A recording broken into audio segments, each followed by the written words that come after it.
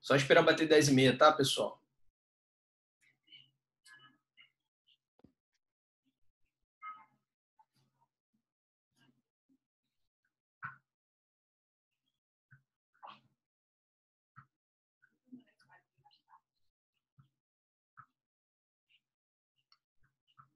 Ih, Laurinha. Luísa. Gelli. Vamos lá, pessoal. Vamos começar? Então, olha aí. Meu Deus, não tenho maturidade. Não tenho, Maurício. Não tenho. Não tenho maturidade. Assiste aí, Angélica. Vamos aprender um pouquinho de semática vetorial.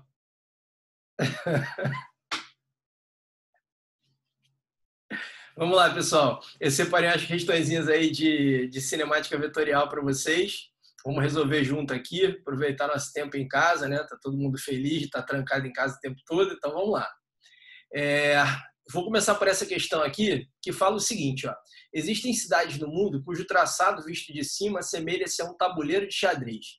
Considere um ciclista trafegando por uma dessas cidades, percorrendo inicialmente 2 quilômetros no sentido leste, seguido por mais 3 quilômetros no sentido norte. A seguir, ele passa a se movimentar no sentido leste, percorrendo novamente 1 quilômetro e finalizando com mais 3 quilômetros no sentido norte. Todo esse percurso é realizado em 18 minutos. A relação percentual entre o módulo da velocidade vetorial média desenvolvida pelo ciclista e a velocidade e a respectiva velocidade escalar média deve ter sido mais próxima de. Então, ó, é para a gente ver aquela diferença entre velocidade escalar e velocidade vetorial. Você vai lembrar que a diferença entre a velocidade escalar e a velocidade vetorial é que a velocidade escalar leva em consideração o deslocamento escalar e a velocidade vetorial leva em consideração o deslocamento vetorial. O tempo está dado aí, são 18 minutos. Nosso problema, então, vai ser calcular qual foi o deslocamento vetorial, qual foi o deslocamento escalar. Então, vamos representar aqui o deslocamento desse cara. Ó. Ele andou 2 km no sentido leste. Então, vou botar aqui, ó, 2 km no sentido leste. Deixa eu só marcar aqui para a gente não esquecer depois qual foi o valor de cada um. Então, aqui são 2 quilômetros, beleza? Depois desses 2 quilômetros no sentido leste, ele andou 3 quilômetros no sentido norte. Então, ele andou assim 3 quilômetros no sentido norte, está aqui. Então, esse deslocamento aqui foi de 3 quilômetros, tá? Depois, ele anda 1 quilômetro no sentido leste, de novo. Então, 1 quilômetro no sentido leste, está aqui. Então, esse é de 1 quilômetro. E, finalmente, ele anda 3 quilômetros no sentido norte. Então, está aqui, ó, 3 quilômetros no sentido norte. Pronto. Isso foi o trajeto que ele seguiu. Aí, quando eu falo em velocidade vetorial média, eu tenho que pensar no deslocamento vetorial. E como é que a gente faz um deslocamento vetorial? A gente faz um vetor que liga o ponto de partida ao ponto de chegada. Então, o deslocamento vetorial desse cara vai ser isso aqui, ó. Esse é o deslocamento vetorial dele.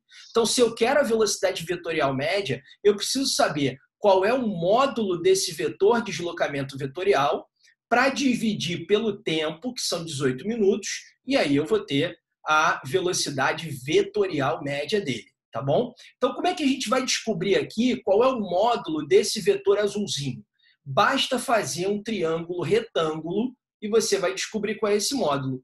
Dá uma olhada nesse triângulo retângulo que está aqui, ó. Esse triângulo retângulo aqui, ó. Olha só. Esse triângulo é reto aqui. Então, nós temos um cateto aqui que vale 3, é esse pedaço de 2, mais esse pedaço de 1. Então, esse cateto todo aqui, ó, ele vale 3 quilômetros.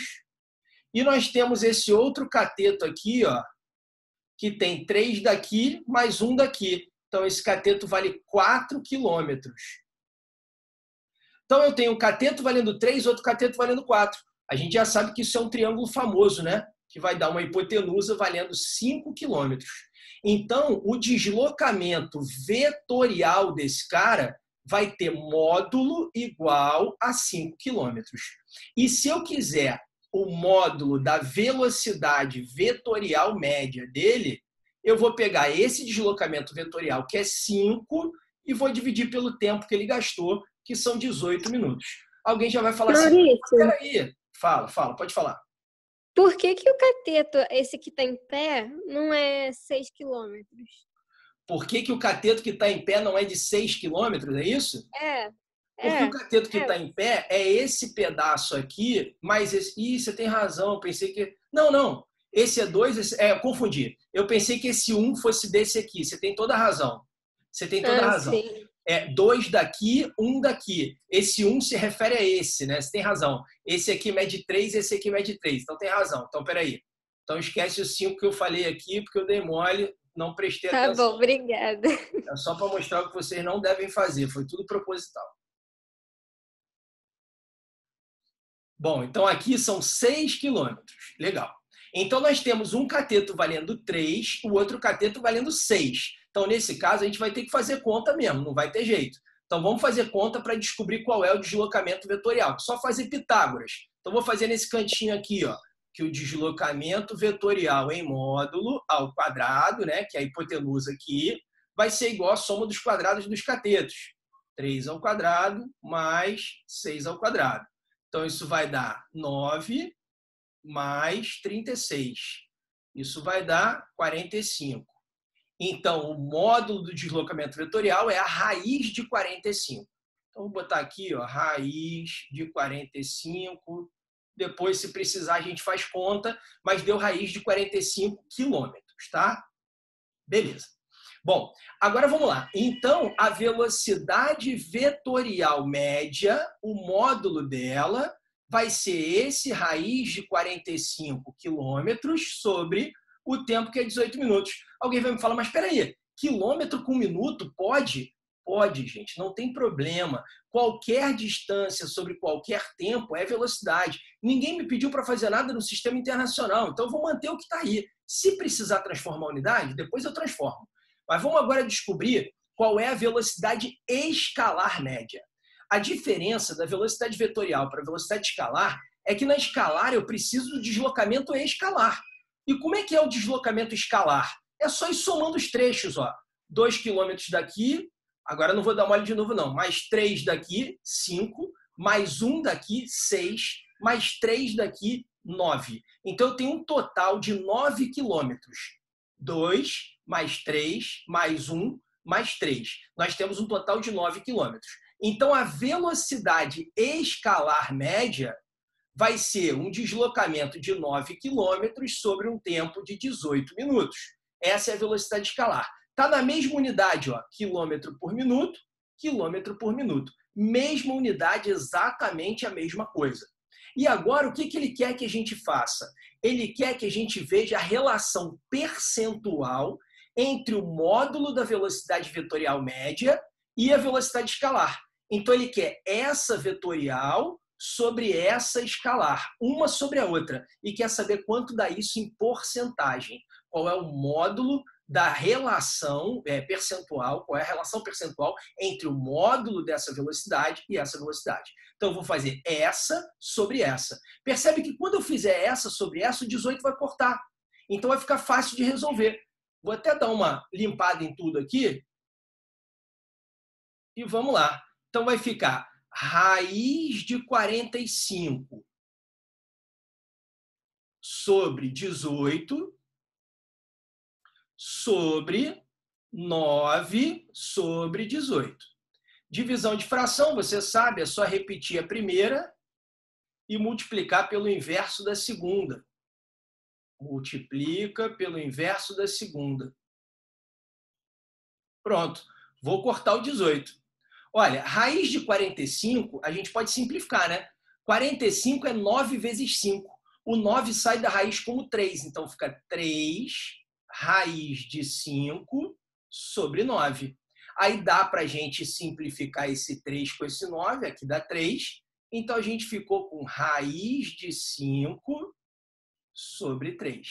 Pronto. Esse seria a razão entre essa velocidade e essa velocidade. Agora a gente tem que ver quanto dá exatamente esse resultado para a gente fazer aqui a resposta da questão, né? É raiz de 5 sobre 3. Tem que ver aí quanto é que dá exatamente isso. Para a gente não perder tempo, né? Que a gente tem tempo limitado aqui, eu vou fazer a conta. Na hora você teria que fazer a continha direitinho, né? Mas eu vou fazer a conta aqui para vocês sem perder muito tempo. Isso vai dar, pessoal,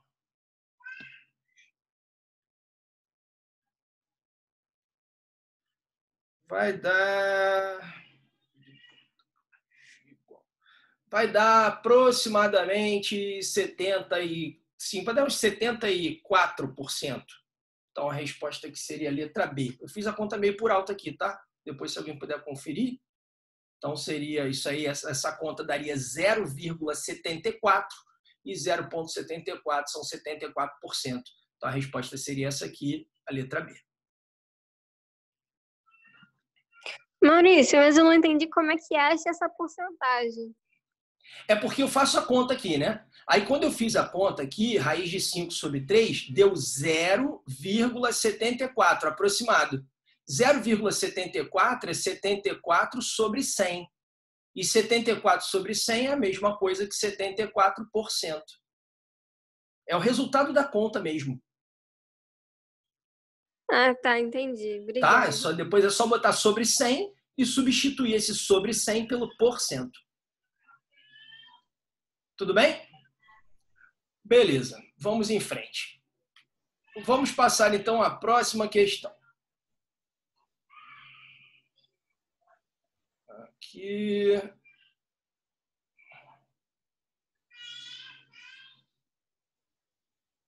Próxima questão é essa aqui. Vamos lá. Essa questão diz o seguinte, ó. Sobre o movimento dos corpos, assinale o que for correto. 1. A trajetória retilínea ou curvilínea descrita por um corpo depende do sistema de referência adotado. Ele está dizendo que trajetória é alguma coisa que depende de referencial. Trajetória efetivamente depende de referencial. Dependendo do referencial, dependendo do ponto de vista, você pode ver trajetórias diferentes para um mesmo evento. Então, isso é verdadeiro. Trajetória é algo que realmente depende do referencial. Então, a primeira aqui está verdadeira. No movimento circular uniforme, as acelerações tangencial e centrípeta são nulas. Movimento circular uniforme. Então, o corpo está andando em trajetória circular, sempre com a mesma velocidade. Se ele está andando sempre com a mesma velocidade, então não tem aceleração tangencial.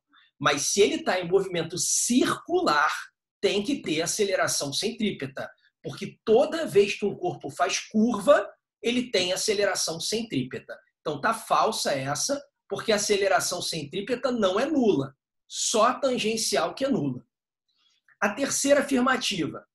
Fisicamente, o ponto material é qualquer corpo cujas dimensões não interfiram no estudo de determinado fenômeno. É exatamente essa definição. Quando as dimensões não são importantes para o que a gente está estudando, ele é considerado um ponto material, ele é considerado um único ponto, porque as dimensões dele não são relevantes. Então, essa aqui está certa, verdadeira. A próxima.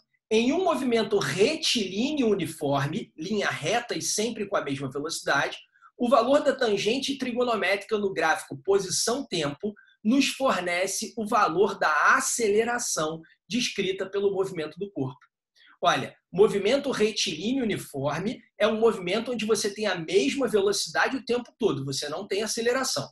O valor da tangente trigonométrica no gráfico posição-tempo não é aceleração. A inclinação, quando ele fala em tangente trigonométrica, ele está falando da inclinação. A inclinação vai ser posição sobre tempo. E posição sobre tempo não é aceleração, é velocidade. Então, a tangente aqui não seria aceleração, seria velocidade. Então, essa está falsa.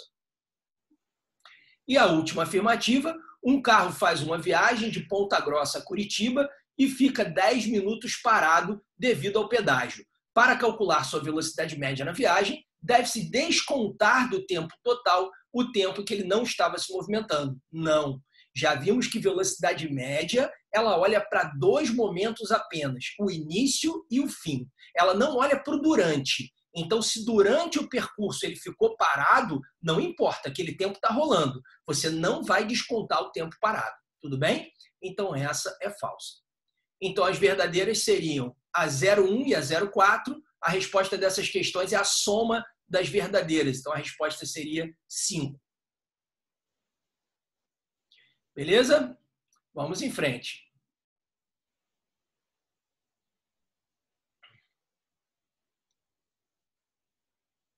Olha essa. Considere uma pedra em queda livre e uma criança em um carrossel que gira com velocidade angular constante.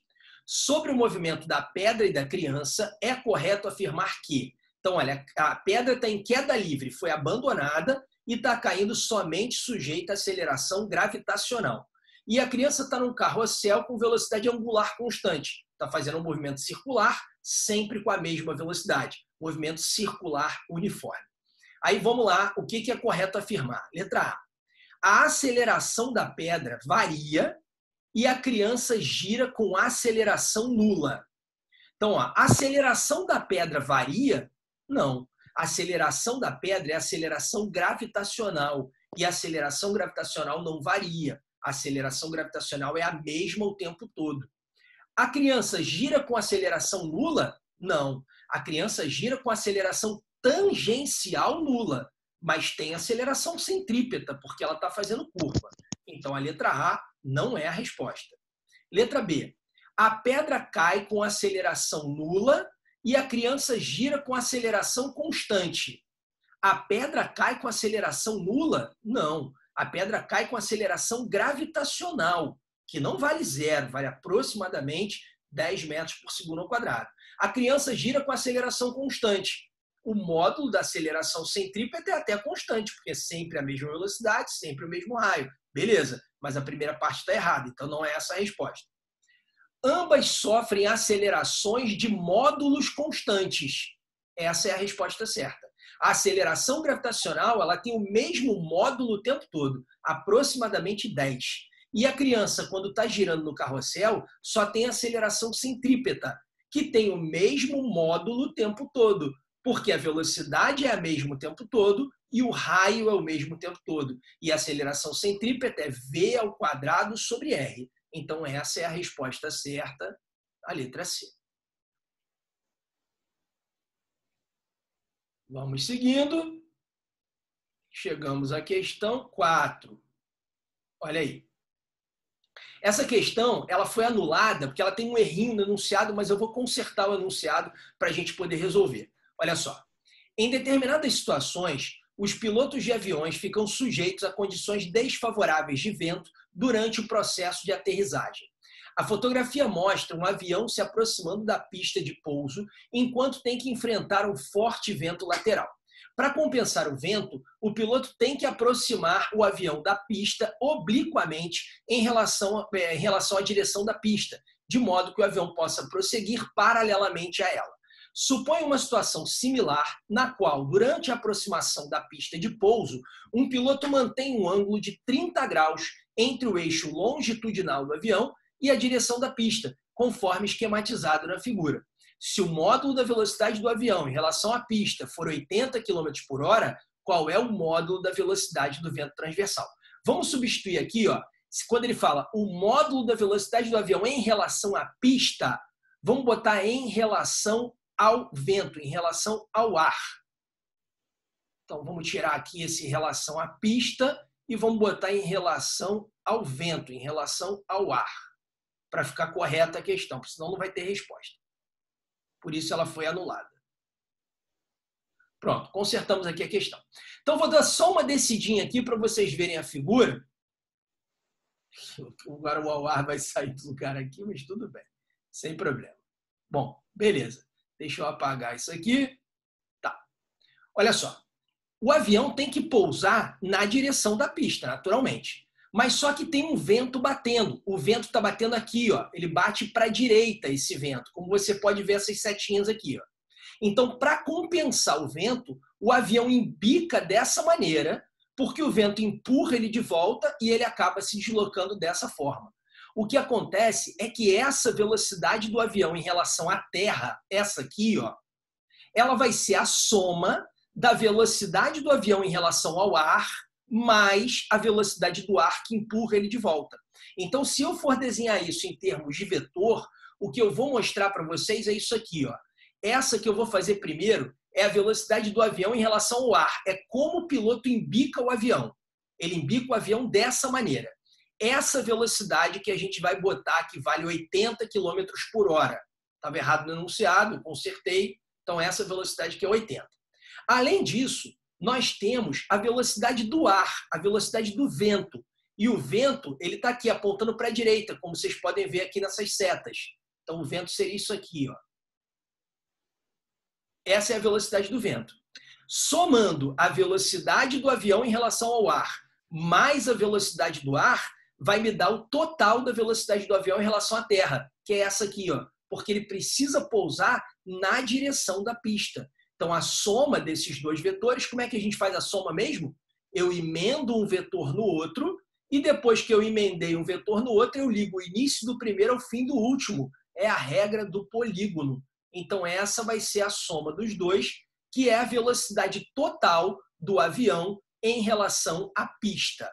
Então, só recapitulando, essa é a velocidade do avião em relação ao vento, que foi dada no enunciado, essa é a velocidade total e essa é a velocidade do vento. O avião embica para cá, o vento empurra ele de volta e ele acaba se deslocando paralelamente à pista, na direção da pista. E o que esse cara queria mesmo, pessoal, que eu já até me esqueci aqui qual era a pergunta do problema, ele quer saber qual é o módulo da velocidade do vento. Então ele quer saber quanto vale a velocidade do vento. É essa aqui vermelhinha, ó. Ele quer saber quanto vale ela, essa velocidade do vento. Eu vou botar assim, ó, velocidade do vento. Ele quer saber quanto vale isso. Olha, ele tinha dito para a gente também no enunciado que esse ângulo aqui que o avião inclinou é um ângulo de 30 graus. E aí, como esse ângulo é um ângulo de 30 graus, esse triângulo é um triângulo famoso. Ó. Aqui nós temos um ângulo de 90, aqui nós temos 30, então aqui, obviamente, 60. É o tal do triângulo egípcio. E o triângulo egípcio ele é muito fácil de trabalhar porque ele tem uma particularidade. O cateto oposto ao ângulo de 30, que é justamente a velocidade do vento, ele sempre vale metade da hipotenusa. Então, você olha para esse triângulo, a hipotenusa é 80, e o cateto oposto ao ângulo de 30 vale metade da hipotenusa. O outro cateto vale metade da hipotenusa raiz de 3. Então, com base nisso, eu já consigo dar a resposta. Ó.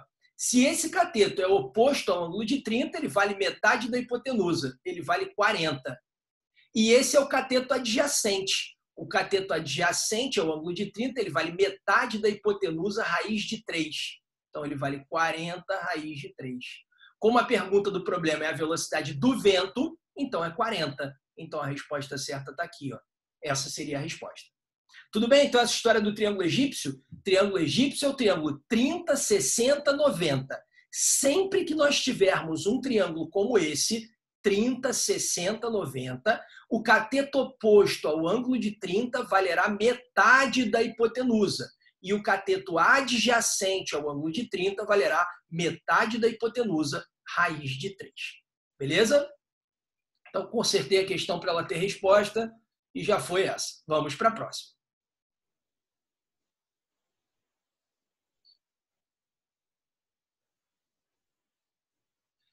Questão 5. Uma partícula move-se do ponto P1 ao P4 em 3 deslocamentos vetoriais sucessivos A, B e D. Então, o vetor deslocamento D é... Então, olha só. O cara saiu do ponto P1 e fez A, depois B, depois D e chegou ao ponto P4. Tudo bem? Só que em termos de deslocamento vetorial, fazer isso aqui é a mesma coisa que fazer isso aqui. Porque quando eu tenho deslocamento vetorial, para descobrir o deslocamento vetorial, o que eu faço? Ligo o ponto de partida ao ponto de chegada. Então, ele andar esse vetor, depois esse, é a mesma coisa que fazer isso aqui direto. Quer dizer que esse vetor C, Ele é a soma do vetor A mais o vetor B mais o vetor D. Eu estou somando pela regra do polígono. Eu fui emendando um vetor no outro e depois liguei o início do primeiro ao fim do último. É exatamente o método da soma de vetores, que se chama regra do polígono. Beleza. Então, eu posso escrever justamente que o vetor A mais o vetor B mais o vetor C, isso dá como resultado o vetor D. Então, desculpa, eu errei aqui. Troquei. Aqui é o D e aqui é o C. Troquei. Então, aqui é o vetor D e aqui é o vetor C. Então, eu estou dizendo o seguinte, ó, A mais B mais D é a mesma coisa que o C, dá como resultado o C. Só que ele quer saber o que é o D. Então, é só a gente isolar o D aqui. E para a gente isolar o D, o A e o B tem que ir para o outro lado diminuindo. Então, vai ficar que o vetor D, ele vai ser igual, esse D ficou feio pra caramba, vai ser igual ao C, que já estava lá, menos o A, que mudou de lado, menos o B, que mudou de lado. Só para ficar a resposta bonitinha, igual está aqui na opção, vai ser o vetor C menos, abre parênteses, o vetor A mais o vetor B. Pronto. Essa é a resposta que está aqui, ó, exatamente na letra A. Tudo bem? Só operações com vetores, só soma de vetores isso aqui. Vamos para a próxima?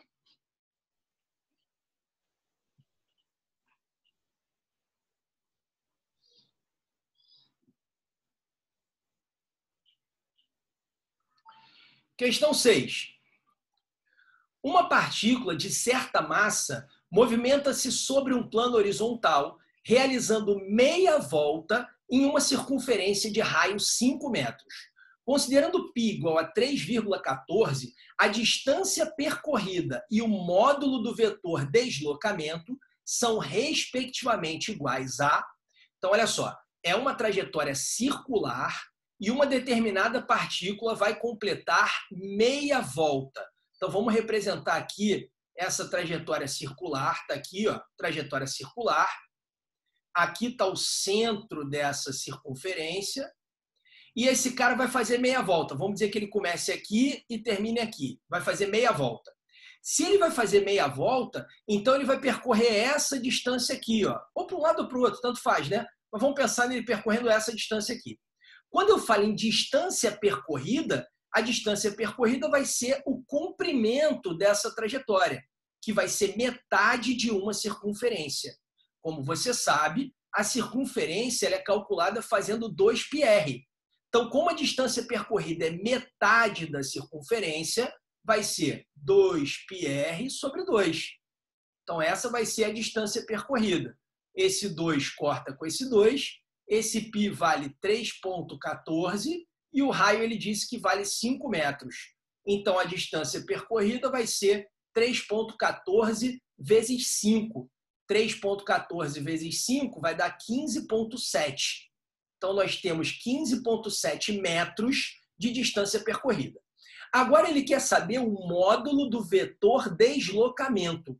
Como é que é o vetor deslocamento? O vetor deslocamento é aquele vetor que liga o ponto de partida ao ponto de chegada. Se ele deu meia volta aqui, o vetor deslocamento ele vai ser um vetor que liga o ponto de partida ao ponto de chegada. Vai ser isso aqui. E olhando atentamente para o desenho, você vai perceber que esse vetor deslocamento, ele na verdade é um diâmetro dessa circunferência.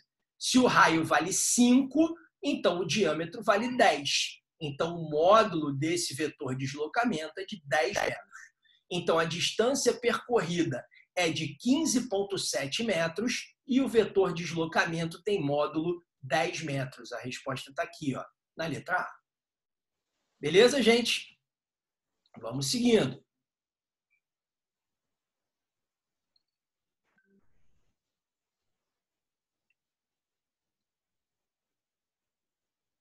Questão 7.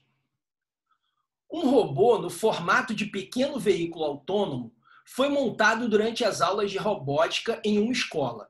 O objetivo do robô é conseguir completar a trajetória de um hexágono regular ABCDEF, saindo do vértice A e atingindo o vértice F, passando por todos os vértices e sem usar a marcha ré.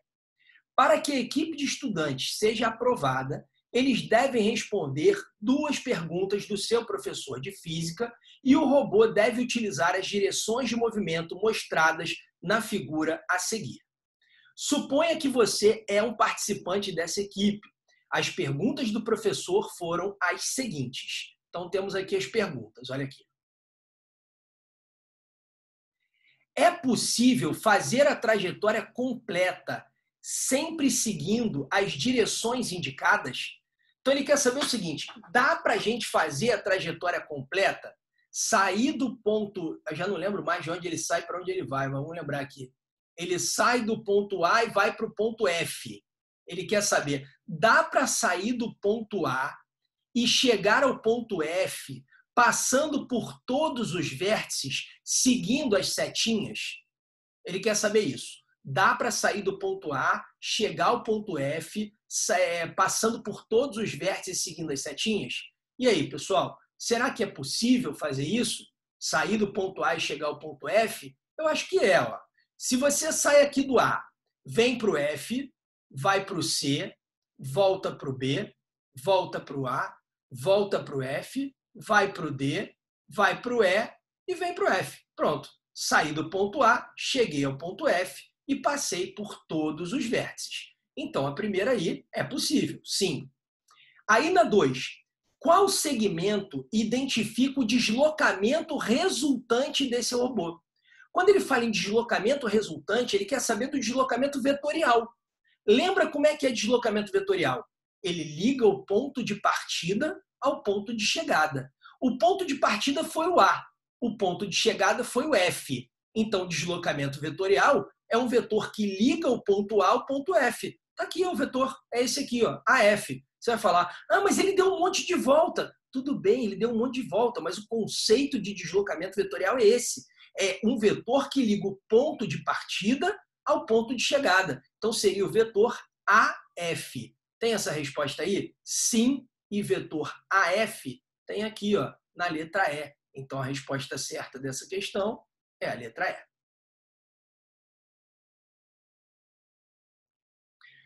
Vamos mais uma.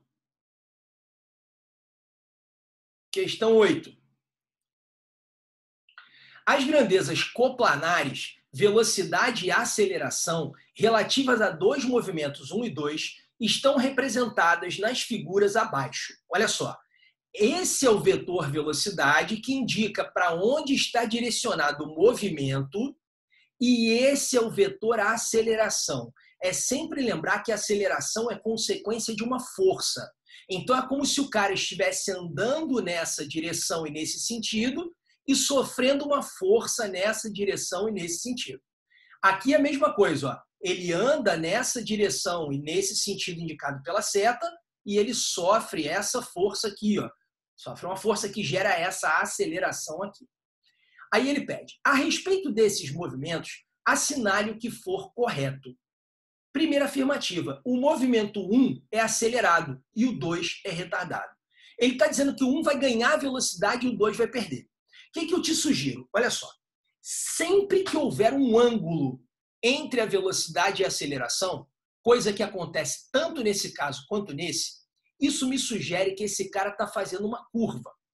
Sempre que houver um ângulo entre a velocidade e a aceleração, esse cara estará fazendo uma curva, porque ele se move numa direção e sofre força em outra direção. Isso vai obrigá-lo a fazer a curva, não tem jeito. Então, essa aceleração ela pode ser decomposta, ela pode ser dividida em 2. Como é que a gente vai fazer isso? A gente vai dividir essa aceleração em 2 componentes, uma paralela à velocidade e uma perpendicular à velocidade. Então, eu vou pegar essa aceleração e vou projetar ela aqui, ó, paralelamente à velocidade.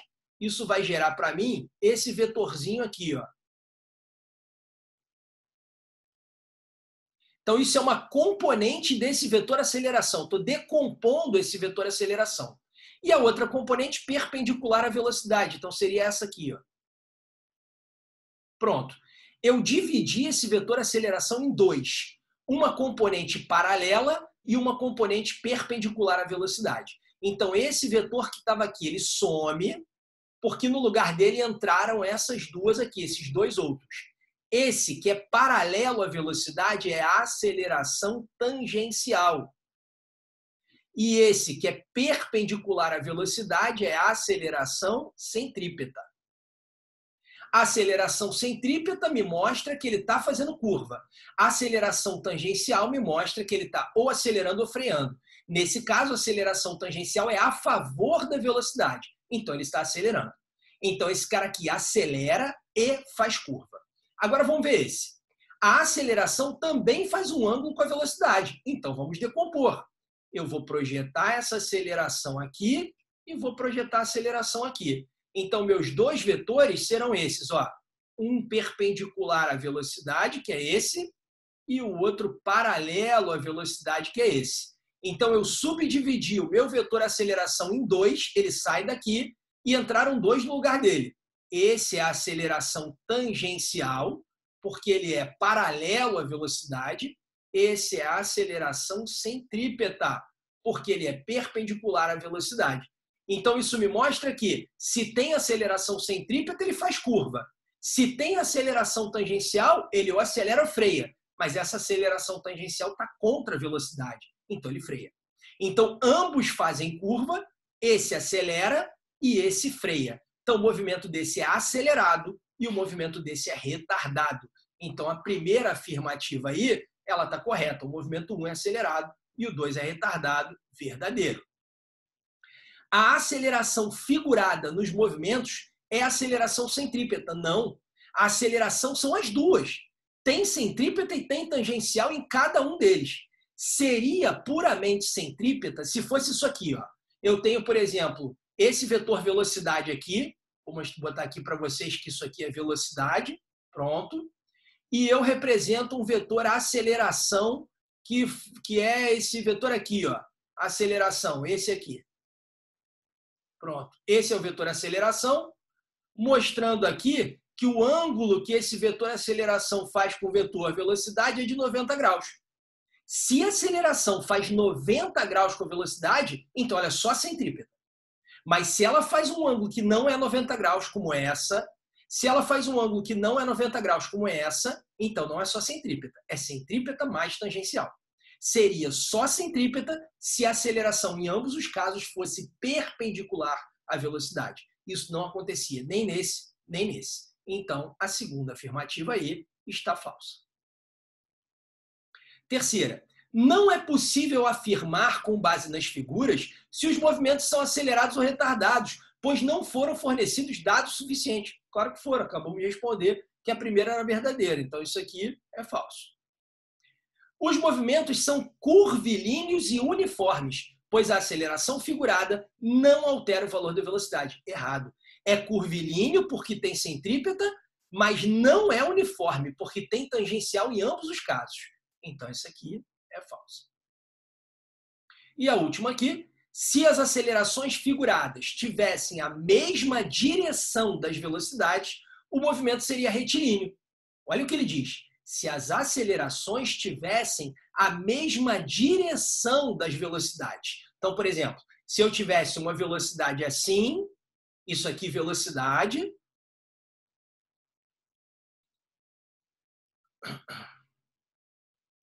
e minha pontinha não está aparecendo, que loucura. Espera aí. Estava branco. Pronto. Então, isso é velocidade. E se eu tivesse uma aceleração com a mesma direção da velocidade? Se eu tivesse uma aceleração com a mesma direção da velocidade, podia ser uma aceleração assim, ó, com a mesma direção da velocidade, ou eu podia ter o seguinte, eu podia ter uma velocidade, sei lá, assim, e uma aceleração assim.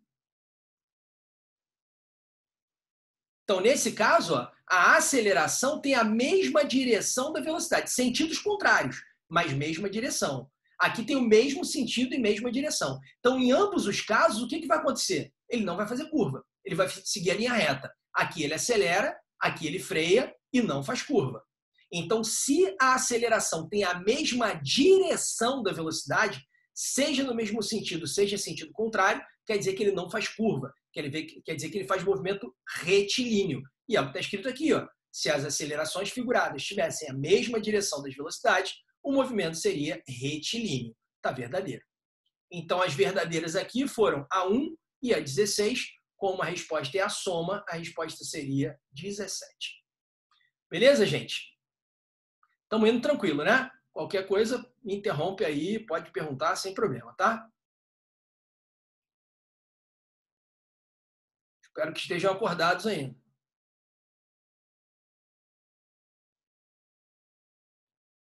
Questão 9. Um jogador... Ih, caramba, desci demais, peraí. Tá aqui. Um jogador de futebol chuta uma bola sem provocar nela qualquer efeito de rotação. A resistência do ar é praticamente desprezível e a trajetória da bola é uma parábola. Traça-se um sistema de eixos coordenados, com o eixo X horizontal e paralelo ao chão do campo de futebol e um eixo Y vertical com sentido positivo para cima. Na figura a seguir, o vetor V0 indica a velocidade com que a bola é lançada, velocidade inicial logo após o chute. Abaixo estão indicados 4 vetores, W1, W2, W3 e W4, sendo W4 o vetor nulo. Os vetores que descrevem adequada e respectivamente a velocidade e a aceleração da bola no ponto mais alto de sua trajetória são...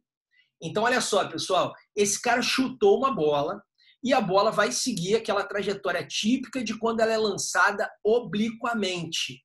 A gente ainda não viu o lançamento oblíquo, mas não tem problema. É uma trajetória assim, típica de um lançamento oblíquo, uma trajetória parabólica.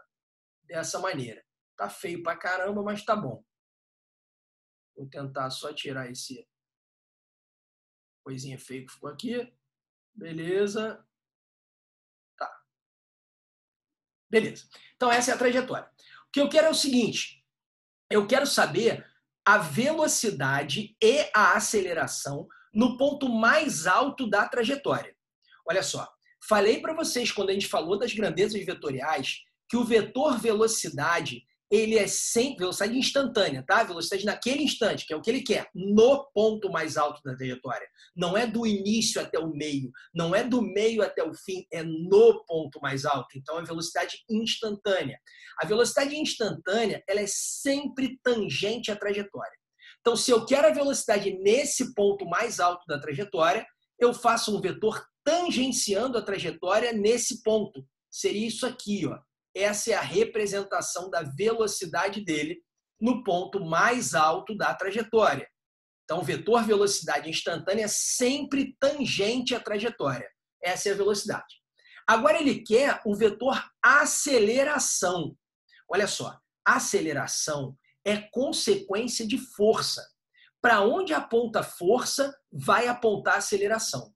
Quando alguém chuta uma bola, depois que a bola perde contato com o pé da pessoa, a única força que vai agir nela durante esse movimento é o peso, é a força gravitacional, porque ele está desprezando a resistência do ar. Então, a única força é a força gravitacional. E a força gravitacional, o peso, ela aponta sempre vertical para baixo. Então, a aceleração vai acompanhar, ela vai ser sempre vertical para baixo.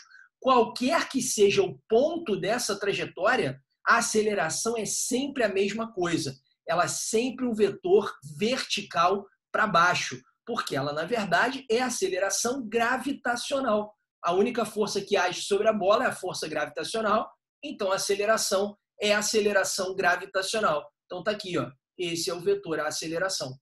Então nós temos o vetor velocidade como sendo um vetor horizontal para a direita, que é o W1, e temos o vetor aceleração, o vetor vertical para baixo, que é o W2. Então, a resposta é W1 e W2. W1 e W2, deixa eu ver se tem essa resposta aqui. Está aqui, ó, exatamente na letra D. Essa é a resposta da questão. Vamos à próxima.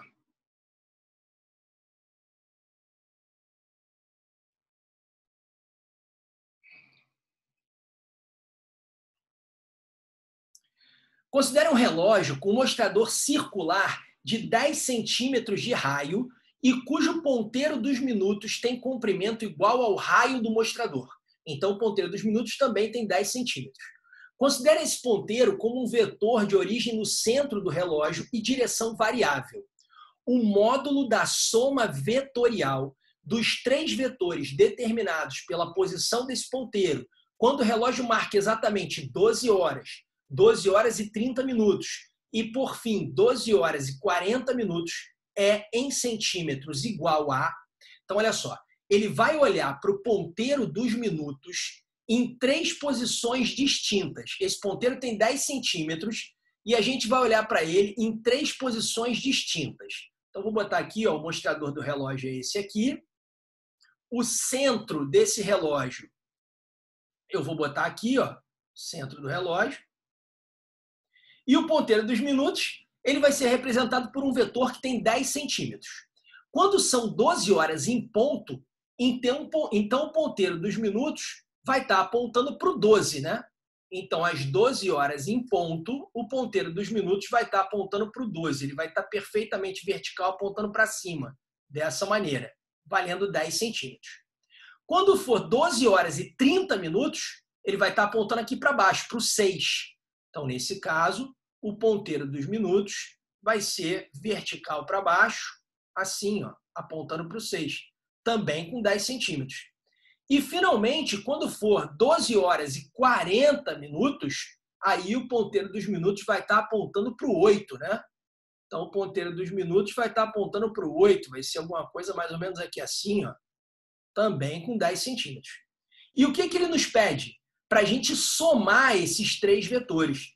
Para a gente somar esses 3 vetores vai ficar muito fácil. É só você pensar o seguinte, olha. Eu tenho aqui um vetor apontando para cima, que vale 10, e um vetor apontando para baixo, que vale 10. Ora, se tem um para cima valendo 10, um para baixo valendo 10, então esse cara anula com esse. Eles se anulam. E quando esses dois se anulam, sobrou só esse aqui. Então, a soma dos 3 vetores é, na verdade, esse vetor aqui, ó. E a gente sabe que o tamanho dele é 10. Então, a soma dos 3 vetores vai dar um único vetor, que é esse, com módulo 10. E a resposta está aqui, ó, letra D. Tudo bem? Vamos seguindo.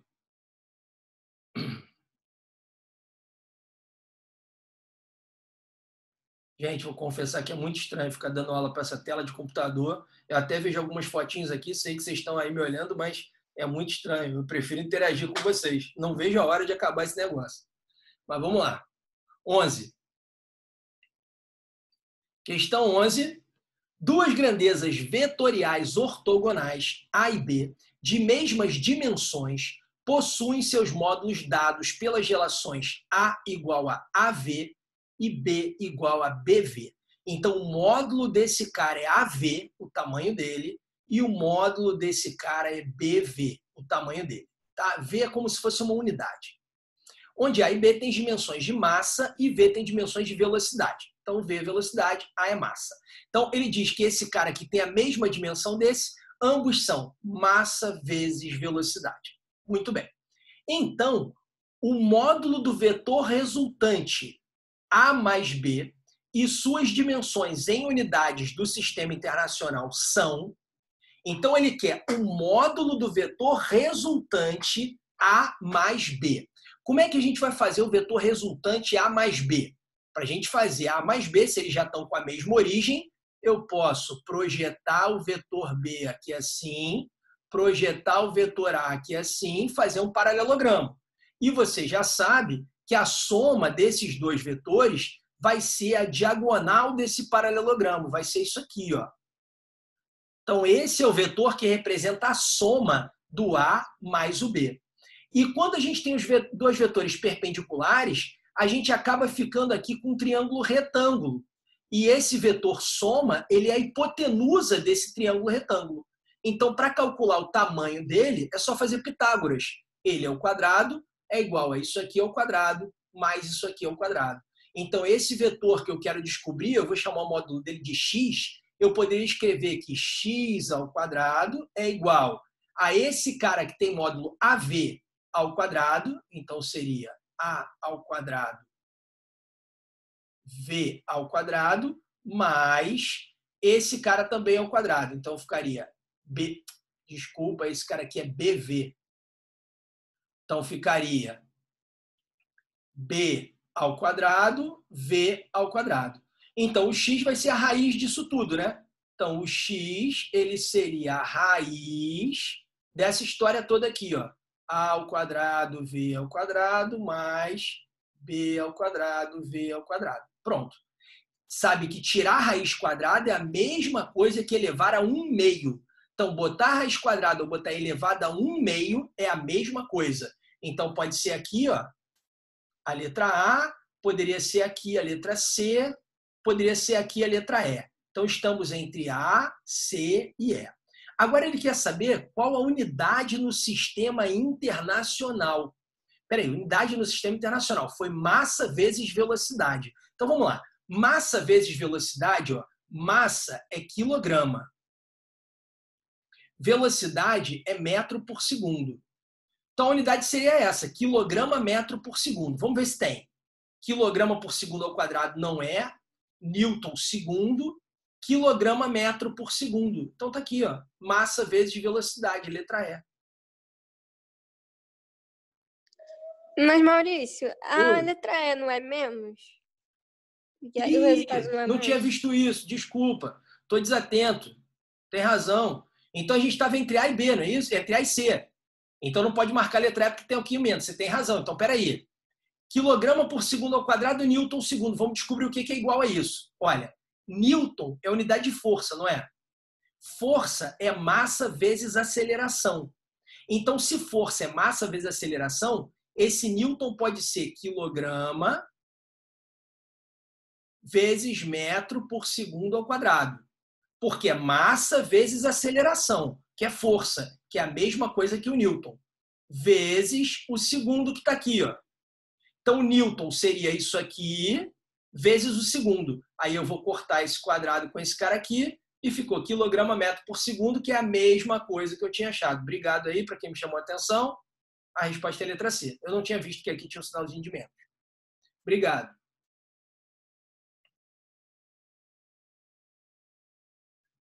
Vamos em frente.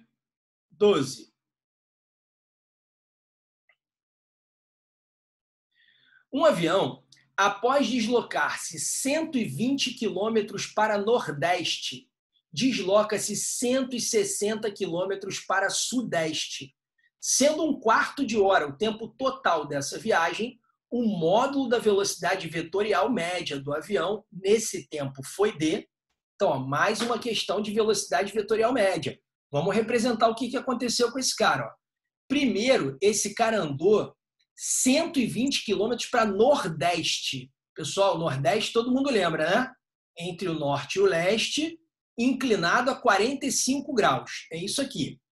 Então, ele andou 120 quilômetros para nordeste. Esse vetor está inclinado a 45 graus e ele tem 120 quilômetros. Beleza. Depois disso, ele andou para sudeste. Sudeste entre o sul e o leste, também inclinado a 45 graus. Então, quando ele andar para sudeste, vai ficar assim, ó, entre o sul e o leste, também inclinado a 45 graus, só que aqui foi 160 quilômetros que ele percorreu. Então, esse vetor aqui, 160 quilômetros. Beleza. Olha, se esse vetor é inclinado a 45 e esse também é inclinado a 45, então, naturalmente, o ângulo entre os dois é um ângulo de 90 graus. E o deslocamento total aqui vai ser um vetor que liga o início do primeiro ao fim do último. Soma de vetores pela regra do polígono. Emenda um vetor no outro e liga o início do primeiro ao fim do último. Então, na verdade, o deslocamento total desse cara terá sido esse aqui. Ó. Esse é o deslocamento vetorial. Então, vou botar aqui que esse foi o deslocamento vetorial desse cara. Beleza. Primeiro problema é descobrir quanto vale o módulo desse deslocamento vetorial para depois a gente calcular a velocidade média vetorial. Então, vamos descobrir qual é o módulo desse deslocamento vetorial. Como é que a gente faria o módulo de deslocamento vetorial? Eu tenho que fazer Pitágoras nesse triângulo. Só que, naturalmente, na hora da prova, eu não vou fazer Pitágoras com 120, 160. Vai dar maior trabalhão fazer conta com esses números. Então, tenta simplificar. Você vai pensar, 120 e 160 dá para simplificar. Dá para simplificar por 40. Se a gente simplificar por 40, esse cara aqui vai virar 3 e esse cara aqui vai virar 4. Aí cai naquele famoso triângulo. Um cateto vale 3, outro vale 4, a hipotenusa vale 5. Mas eu simplifiquei por 40. Então, 3 vezes 40, 120. 4 vezes 40, 160. 5 vezes 40, 200. Então, acabamos de descobrir que o módulo do deslocamento vetorial, vou botar aqui, ó, o módulo do deslocamento vetorial foi de 200 quilômetros. Beleza. Agora só falta o tempo. Ele disse que o tempo total da viagem foi um tempo de 1/4 de hora. 1/4 de hora, você sabe, são 15 minutos, mas ele quer em hora mesmo. Está aqui tudo em hora. Então, vou botar 1/4 de hora mesmo. Então, o tempo é 1/4 de hora. Vou botar assim, ó, tempo 1/4 de hora. Pronto. Se eu quero a velocidade vetorial média, então eu tenho que pegar o deslocamento vetorial e dividir pelo tempo. Mas eu quero o módulo da velocidade vetorial média. Então, eu tenho que pegar o módulo do deslocamento. Então, quer dizer que o módulo da velocidade vetorial média vai ser o módulo do deslocamento, que é 200, sobre o tempo, que é 1/4. Pessoal, divisão de fração, você repete a primeira e multiplica pelo inverso da segunda. Pronto, achamos 800. Como eu usei aqui em quilômetro, aqui em hora, 800 quilômetros por hora. A resposta está aqui, ó, na letra E. Tudo bem, gente? Estamos acabando nossa listinha aí. Vamos lá.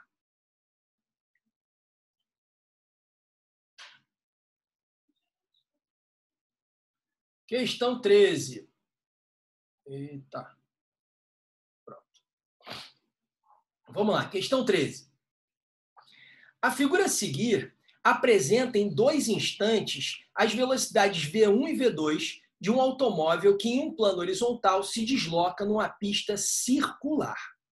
Com base nos dados da figura e sabendo que os módulos dessas velocidades são tais que V1 é maior que V2, é correto afirmar que, então, olha, essa é uma trajetória circular e esse V1 é maior que esse V2. Essa velocidade é maior que essa. Letra A. A componente centrípeta da aceleração é diferente de zero. Bom, se está fazendo curva, tem que ter força centrípeta, tem que ter aceleração centrípeta. Então, esse cara está fazendo curva, ele tem aceleração centrípeta. Então, a componente centrípeta é diferente de zero. Ela existe. Ótimo, então essa já é a resposta certa. Beleza, mas vamos ler as outras. A componente tangencial da aceleração apresenta a mesma direção e mesmo sentido da velocidade. Olha só, essa velocidade era grande, essa é pequena. Ele está diminuindo a velocidade. Se ele está diminuindo, ele está freando. Se ele está freando, tem aceleração tangencial, mas é contra o movimento. Então, a aceleração tangencial ela tem a mesma direção da velocidade, mas tem sentido contrário e não o mesmo sentido. Então, essa está errada por causa disso. Letra C. O movimento do automóvel é circular uniforme. Não. Uniforme se a velocidade fosse igual o tempo todo, e não é. Aqui a velocidade é grande, aqui é pequena, então não é uniforme. O movimento do automóvel é uniformemente acelerado. Bom, pode até ser, mas eu não tenho como afirmar.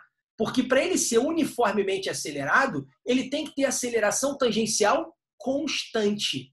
E eu não sei se tem aceleração tangencial constante. Não tem nenhuma informação sobre isso no problema. Pode ser que tenha? Pode, mas não está escrito em lugar nenhum. Então não tenho como inferir isso, não tenho como afirmar isso, porque não está escrito em lugar nenhum. E letra E. Os vetores velocidade e aceleração são perpendiculares entre si. Não. Seriam perpendiculares se nós só tivéssemos aceleração centrípeta, mas não é o caso. Então, por exemplo, aqui, nós temos o vetor velocidade, esse aqui, ó. O vetor velocidade é esse aqui, né? Estou representando esse cara aqui. O que nós temos de aceleração nesse ponto? Nós temos a aceleração centrípeta, sim, porque ele faz curva. Então, essa seria a aceleração centrípeta. Essa, sim, perpendicular à velocidade. Mas ele também está freando. Se ele está freando, além da centrípeta, eu tenho uma tangencial contra o movimento. Então, tem essas duas acelerações. Uma centrípeta, porque ele faz curva, e uma tangencial contra o movimento, porque ele freia.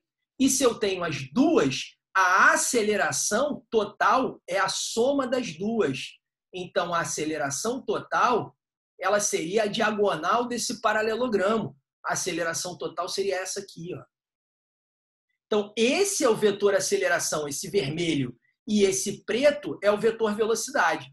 E você percebe claramente aqui no desenho que esse vetor aceleração não é perpendicular a esse vetor velocidade. Então, a letra E não está certa. Quer dizer que a única certa mesmo é a letra A. Caramba, meu negócio ficou doido aqui, gente, de repente. Mas tudo bem. Então, a resposta certa seria aqui essa letra A componente centrípeta é diferente de zero, ou seja, ele tem aceleração centrípeta. Ele está com vontade própria aqui, eu não sei porquê. O meu cursor está andando sozinho, eu não consigo mais dominar ele. Deixa eu ver se eu consigo dominar ele por aqui.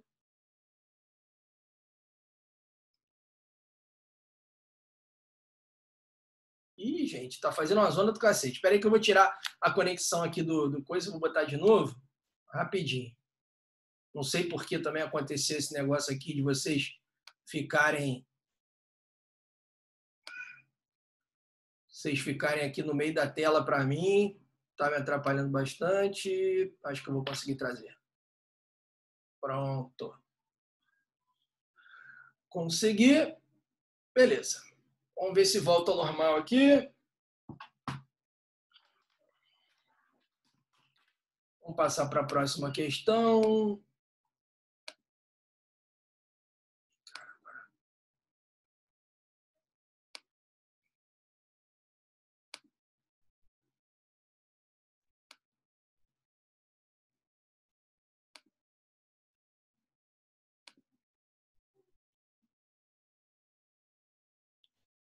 Pronto. Chegamos aqui à questão 14. Deixa eu ver se conecta aqui de novo, se volta a funcionar, gente. Mas vamos lá. Espero que agora vá.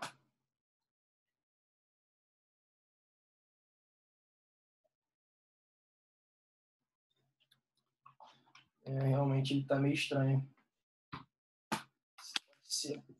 Só um minuto, gente. Desculpa, mas é porque alguma coisa errada está acontecendo aqui. Eu não sei o que é. Estou tentando resolver.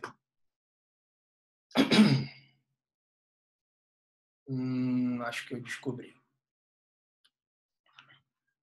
Bom, vamos tentar. Eita! Que zona que está acontecendo aqui, pessoal.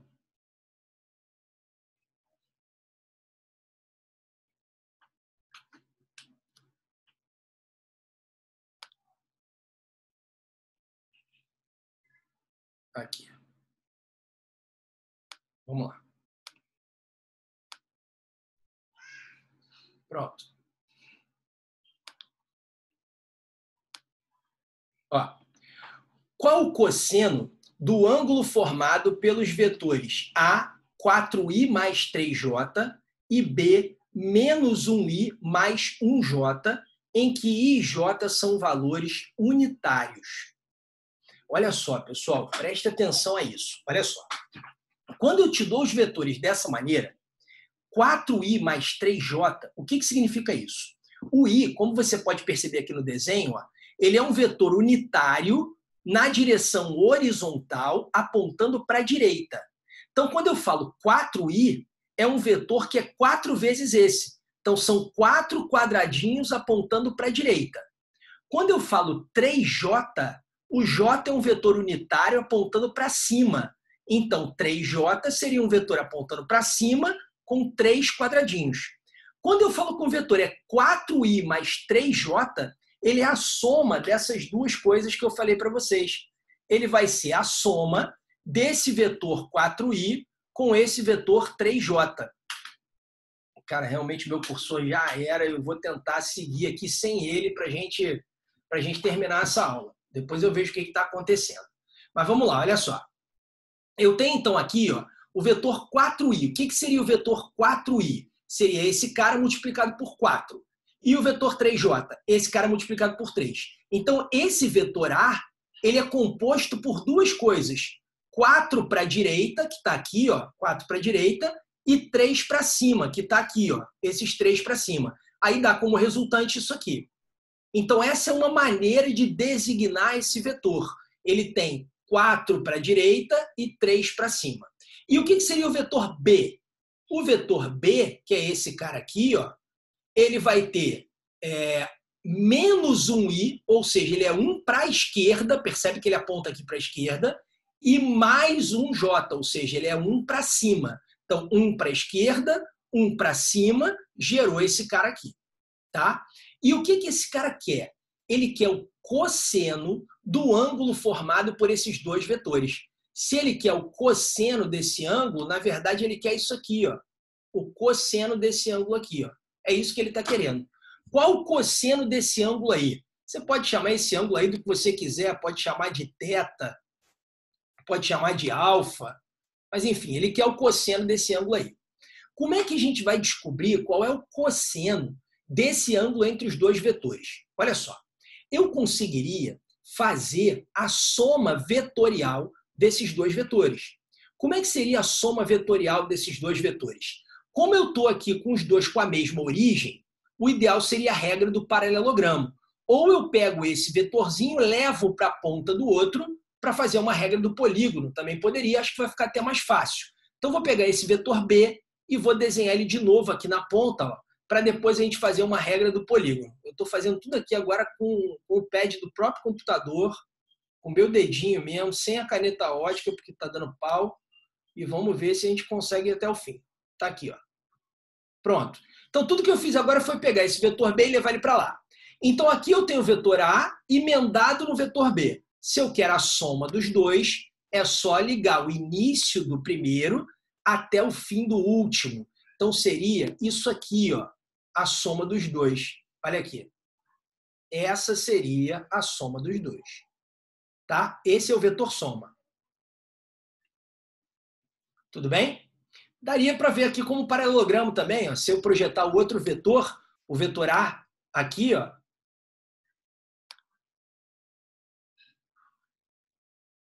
isso aqui ficou a diagonal do paralelogramo. Então, estou fazendo a soma pela regra do paralelogramo também, tudo bem. Bom, a gente viu na nossa aula lá de operações com vetores, que eu tinha gravado para vocês, que quando eu tenho dois vetores e eles fazem um ângulo entre eles que não é 90 graus, esse vetor soma tem uma formulinha para calcular ele. Uma formulinha que vem da lei dos cossenos. Então, a gente conseguiria calcular isso pela lei dos cossenos.